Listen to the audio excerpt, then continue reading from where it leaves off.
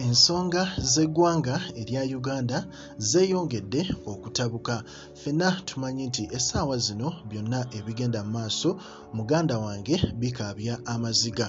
Kyaddaaki ffenna tumanyi nti Gen Yoweri Museveni emabegako awo yavaayo n'abanga omukulu amanyiddwa nga Maj Gen Abel Kandiho amuggyako ku kifo kye ekyokulira CMI.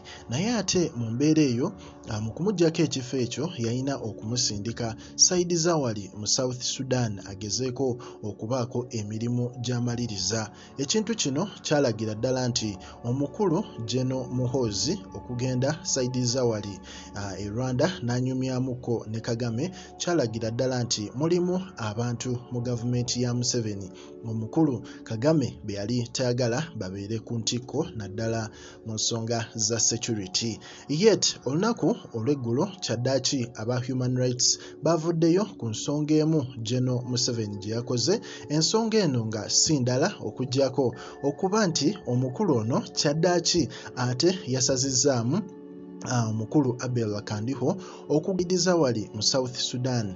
Mu kubisazaamu n'agamba Kandiho amewo abeere nga akulira ekitongole ky'abakozi mu poliisi.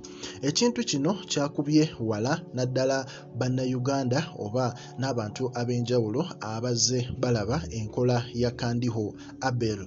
Era mu mbeera eyo abalwanyirizi b'eddembe ly'obuntu mu ggwanga bavuddeyo ne bavumirira ekyokulonda omukulu Maj Gen Abel Kandiho abadde akulira CMI kati okubanga akulira abakozi mu kitongole kya poliisi, ng'era bano bagamba nti Uganda eyolekedde akaseera akakyasinze obuzibu, era ne bavaayo ne basaba eggwanga erya Amerika liveeyo liyingire mu nsonga eno olw'ensonga nti abakulu bano bagamba nti Museveni okulonda Kandiho ate okuyingira mu poliisi ng'ate abadde musajja w'amagye ate nga y'omu ku basajja aba violatinga human rights mu ggwanga lino erya Uganda balabira ddala nga tekijja kukola. Ne bagamba nti human rights yo nga yo n'esalawo yeekubire omulanga mu ggwanga erya Amerika liveeyo libeeko kye likola ku nsonga eno. Naye nga response tennabaawo okuva mu ggwanga erya Amerika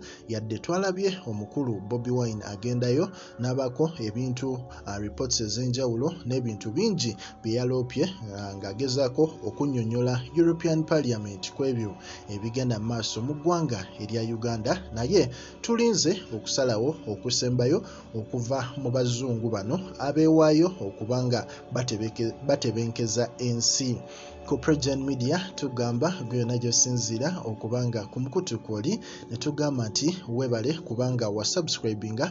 Yes, gwe atannaba gezaako okusubscribinga onyige n'akade osobole okubanga updates zonna ezigenda mu maaso mu ggwanga lyattu Uganda ozifuna bulungi nnyo.